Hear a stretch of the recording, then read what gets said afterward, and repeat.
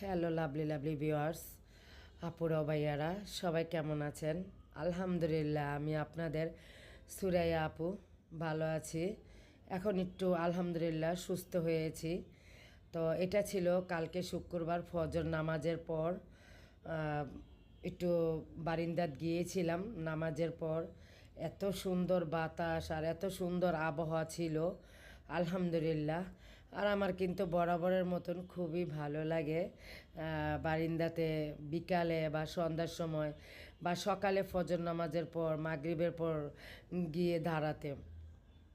কারণ যেহেতু ফ্ল্যাটে থাকি, মানে ছাদে যাওয়া যায় না, তো কী আর করার, মানে মাঝে মাঝে বারিন্দাতে একটু দাঁড়িয়ে থেকে বাইরের দৃশ্য দেখি, টাইম পাস করি বা বসে বসে চা খাই, এরকম করি আর কি, সকালবেলা বা বিকালে বা সন্ধ্যার পরে। তো কিছু তার করার নেই, যেহেতু আমরা ছাদে যেতে পারি না। আগে যেতে পারতাম, যখন ফ্ল্যাট কিনেছিল আপনার ভাইয়া তখন যেতে পারতাম, এখন আর যেতে পারি না। মানে ফ্ল্যাট যাওয়া যায় না আর কি। যাই হোক, এটা মালিকের ব্যক্তিগত ব্যাপার। তা আমি বসে বসে চা খাচ্ছি, এটা মানে ভিডিওটা যখন করছি তখন আবার গলার ব্যথার কারণে আর গলা ভাঙ্গার কারণে চা খেয়ে নিচ্ছি। আর এটা ছিল মানে কালকে সন্ধ্যাবেলার এনায়েতের ফুচকা আনতে, মানে মেয়ের জন্য মিমের জন্য আনতে গিয়েছিলাম। দেখুন আমার কিন্তু গলা ভাঙ্গা ঠান্ডার কারণে। আবার এই যে কোল্ড কফিও খেয়েছি, ওই যে যার যেটা স্বভাব যায় না কখনো সেটাই। ঠান্ডা ঠান্ডা কোল্ড কফি, ঠান্ডা ঠান্ডা শরবত, আবার গরম গরম ধোয়া ওঠা চা। মানে গরম গরম ধোয়া ওঠা চা না হলে চলে না। আবার ঠান্ডা পানি ছাড়া আপনাদের সুরে পুরো চলে না, এতটাই গরম পড়েছিল। মানে ঠান্ডা পানি ছাড়া মানে কিছুই ভালো লাগে নাই। আবার গলা ভাঙ্গার কারণে, ঠান্ডার কারণে আবার গরম গরম চাও খেয়েছি। আর এটা ছিল আপুরা মানে 10-11 তারিখের ভিডিও, যখন প্রচুর রোদ উঠেছে, প্রচুর গরম পড়েছিল। তো যেহেতু সামনে কোরবানি, মানে পূর্ব প্রস্তুতি নেওয়ার জন্য আমি সোফার কভারগুলো, যেহেতু রৌদ্রের তাপ আর গরম, তাই আমি ধুয়ে নিয়েছি, খুলেছি। আর খোলার পরে ভিডিওটা করেছি এবং এটা ধোয়ার পর শুকানোর পর আবার ভিডিওটা করেছি। তো এটা আগের ভিডিও করা ছিল, সেই জন্য 13 তারিখের আগে, মানে 10, 11, 12 তারিখ এরকম আর কি। তো এটা ছিল 13 তারিখে মেয়েকে পরীক্ষা দিতে গিয়েছিলাম, তখন একটু ভিডিও করেছি মেয়ের আমার। আর 18 তারিখে, কালকে 18 তারিখ, কালকে কিন্তু মেয়ের লাস্ট পরীক্ষা। এমনি প্র্যাকটিক্যাল ক্লাস বা প্র্যাকটিক্যাল পরীক্ষা ও যে ঢাকা সিদ্ধেশ্বরী ভার্সিটিতে পড়ে ওইখানে হবে, আর পরীক্ষা তো অন্য জায়গায় হচ্ছে, থার্ড ইয়ারের ফাইনাল। আর এটা ছিল নামাজের স্থান, মানে নামাজের রুম, সেখানে আমি নামাজ পড়ে বসেছিলাম। এখানে শুধু আমি না, আরও অনেক আপুরা ছিল, তাদেরকে আমি তুলি নাই, আমার নিজের হাতটার আমি যেখানে বসেছিলাম সেটাই তুলেছি। তো যাই হোক, ওখান থেকে এসে মেয়ে পরীক্ষা দিয়ে 13 তারিখের ভিডিও, এটা সন্ধ্যার সময় মেয়ের জন্য আসার সময় নাস্তা নিয়ে এসেছে, ও যা যা পছন্দ করে, আর আমি চা খেয়ে নিচ্ছি।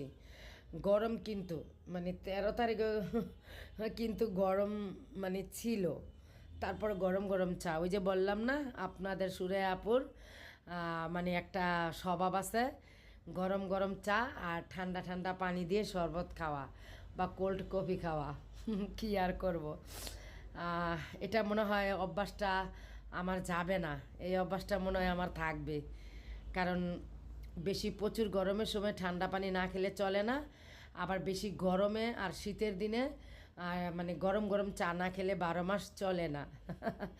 যাই হোক, এই ভিডিওটি ছিল আপুরা বৃহস্পতিবার দিন।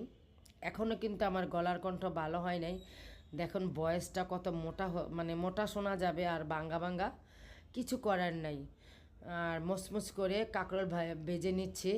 আসলে ভালো করে ভেজে পটল ভাজা, কাঁকরোল ভাজা বা ঢেঁড়স ভাজি, লতি চিংড়ি, মানে কিছু কিছু বিশেষ খাবার আমার মানে এত ভালো লাগে।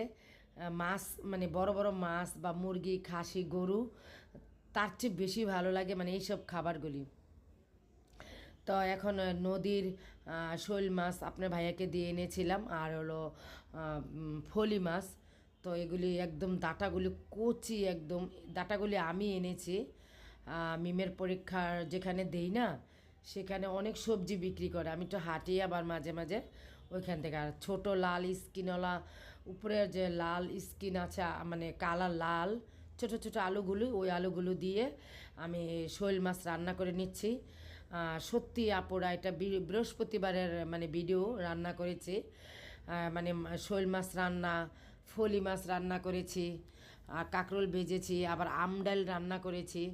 মানে এইসব খাবারগুলি কিন্তু মানে বেশি স্পেশাল খাবারের চেয়ে বাঙালি খাবারগুলি কিন্তু ভালোই লাগে খেতে। খাসি, গরু, মুরগি এগুলি আমার থেকে বেশি একটা ভালো লাগে না, কিন্তু গরুর মাংস খাই, মানে কম খাই, বেশি একটা না। আর মুরগির মাংস তো আমার ভালোই লাগে না। তো এই যে ফলি মাছও রান্না করে নিচ্ছি। তা আমি একটু বেশি করে এই 2 রকমের তরকারি রান্না করেছি বৃহস্পতিবারে, কারণ আপনার ভাইয়া গ্রামে থাকে, তো সে হুটহাট করে চলে আসে। তো আপনার ভাইয়া তো ডায়াবেটিসের রুগী, তখন তো আমি রান্না করে খাওয়াবো ওরকম আমার প্রস্তুতি হয় না, শুধু ভাত রান্না করেই তরকারি গরম করে দিয়ে বাস খাওয়াই লাই, মানে কারণ ডায়াবেটিসের রোগী অপেক্ষা করা না, এই জন্য আমি একটু টুকটাক রান্না করে সবসময় ফ্রিজে রাখি আপনার ভাইয়ার জন্য। এই যে দেখুন, ডাঁটা দিয়ে রান্না করেছি, ডাঁটাগুলি একদম কচি ছিল, আর তরকারিটাও খেতে কিন্তু অনেক মজা হয়েছে। আর আমি তরকারি আপনার ভাইয়ার জন্য অর্ধেক রেখে দিয়েছি। আর বাহিরে গিয়েছিলাম মিমের জন্য এনাতের ফুচকা কিনতে। এটা ছিল কালকে মানে 8টার সময়, রাত্রের 8টার সময়। কী সর্বনাশটা হয়েছে আপুরা বলেন। আমি কত কষ্ট করে আমি বালিশগুলি রোদ্রের সময় শুকিয়েছি, এই সোফার কভারগুলি শুকিয়েছি ধোয়ার সময়, আবার কুসুম বালিশগুলিও শুকিয়েছি, আর আপনার বাইয়ার বিছনার বালিশগুলোও কিন্তু শুকিয়েছি 3-4 দিন মানে লাগিয়ে। এগুলি আর ভিডিও তুলি নাই। তো আমি বাইরের থেকে এনাতের ফুচকা আনার পর দেখি আসলে জানালাটা খোলা ছিল, মানে গরমের কারণে আমি জানালা দরজা খোলাই রাখি। এসে দেখি আমার 2টা পাপোশ ভিজে, কত দেখেন কত দূর পানি চলে গেছে, আর খাটের পিছনে প্রচুর পানি জমে গেছে, আর এই যে বারিন্দায় প্রচুর পানি জমে গেছে। আসলে আমি জানালাটা লাগিয়ে যাই নাই, কারণ আমি ওরকম ভাব দেখি নাই যে এত মানে বৃষ্টি হবে। আর আমি নিজেও কিন্তু এনাতের ফুচকাটা কিনে আনার সময় ওইখান থেকে ডাবের পানি কিনে এনেছি আমার জন্য। আমি একটু অসুস্থ, রক্তশূন্যতার মানুষ, আর রক্তশূন্যতা যেহেতু আমি কিন্তু ডাবের পানিটা খাই আর আনারটা খাই। তো কি বলবো, মেয়ে বলতেছে আম্মু এনাতের ফুচকা খাবো, এনাতের দই ফুচকা। দই ফুচকাটা ওর ভীষণ পছন্দ, মানে আমার 3 ছেলে মেয়ের দই ফুচকা খুব পছন্দ। কিন্তু দই ফুচকা আনতে গিয়ে নিজেও ভিজে এসেছি, এমনিতেই জ্বর ঠান্ডা আলহামদুলিল্লাহ ভালো হয়েছে। আর পানিগুলি একটু পাও দিয়ে কেচে দিচ্ছি যাতে চলে যায়। আর এগুলি আজকে আমি পরিষ্কার করেছি, কালকে রাত্রে আর করি নাই, যেহেতু আমার জ্বর ঠান্ডা আর শরীরটা বেশি ভালো না, তাই ময়দা গুলিয়ে ঝটপট করে ফাঁকিবাজি বলতে গেলে নাস্তা। তবে ফাঁকিবাজি নাস্তা হলেও এটা মিমের ভীষণ পছন্দের নাস্তা।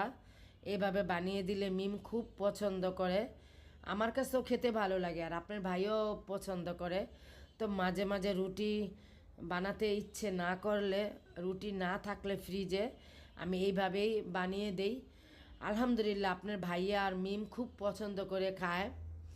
তো কি বলবো, দেখুন আমার গলার কণ্ঠটা, ওই যে কালকে আবার বৃষ্টিতে ভিজেছি, আবার বৃষ্টির পানি, আবার 2টা পাপোশ নষ্ট হয়েছে ওগুলি ধুয়েছি, চাদর উঠে ফেলেছি, আবার বালিশ, তোষক, এগুলি আজকে আবার কষ্ট করে আমি সব রোদ্রে দিয়েছি। আর এটা কিন্তু মানে যখন করেছি আজকে সকালে, আর ভিডিও কিন্তু আপডেট দিচ্ছি আজকে বিকালে। আর এটা ছিল আজকে সকালের নাস্তা। আর এই যে এটা এটা হচ্ছে আমার ছোট বোন শিশির ঘরের গ্রান, ওর পেজ থেকে আমি অনেক কিছু মোটামুটি এনেছি, বেশি কিছু না, মানে মোটামুটি এনেছি আমার সাধ্যের মধ্যে, কারণ বেশি কিছু আনা আমার সম্ভব না, মানে আমার টাকার সাধ্যের মধ্যে যা প্রয়োজন তাই ছোটো মানে কিছু কিছু মিঠাই, ঘি, তারপরে হচ্ছে মশলা, আর এটা হচ্ছে একটা টেবিলের লম্বা উইনার এনেছি। তো খুলি নাই এখনও মানে রেখে দিয়েছি, যখন খুলবো টেবিলে বিছাবো তখন শেয়ার করব। আর এটা ছিল ডাবের পানি, আর এই ডাবের পানি আর ফুচকা আনতে গিয়ে কিন্তু কালকে আমার সর্বনাশ হয়েছে ঘরে। আর আমি নিজেও অনেক ভিজে, মানে একদম চুবা চুবা হয়ে গেছে, আর এত জোরে বৃষ্টি হয়েছিল কি বলবো। শুভ সন্ধ্যা সবাইকে। আমাদের সোনিয়াখাতে দই ফুচকা, এনায়েতের দই ফুচকা। আর সোনিয়াখাতে যারা থাকেন তারা অবশ্যই এনায়েতের দই ফুচকাটা মানে চিনবেন। আর এই এনায়েতের দই ফুচকাটা কি বলবো, ভীষণ মজা, ভীষণ মজা। একটু টাকা বেশি হলো কিন্তু ওনার দই ফুচকাটা খুবই ভালো এই রেস্টুরেন্টের। মানে আমাদের সোনিয়াখার সর্বশ্রেষ্ঠ এনায়েতের দই ফুচকা। যারা যারা ইউটিউবার সোনিয়াখাতে থাকেন আসেন, আপনাদের সবাইকে আমি খাওয়াবো ফ্রিতে। যারা ইউটিউবার, শুধু ইউটিউবার আপনাদের ভাইয়াদের জন্য বলছি, যারা সোনিয়াখাতে থাকেন তারা সবাই আসেন, আপনাদেরকে এনায়েতের ফুচকা খাওয়াবো আমি।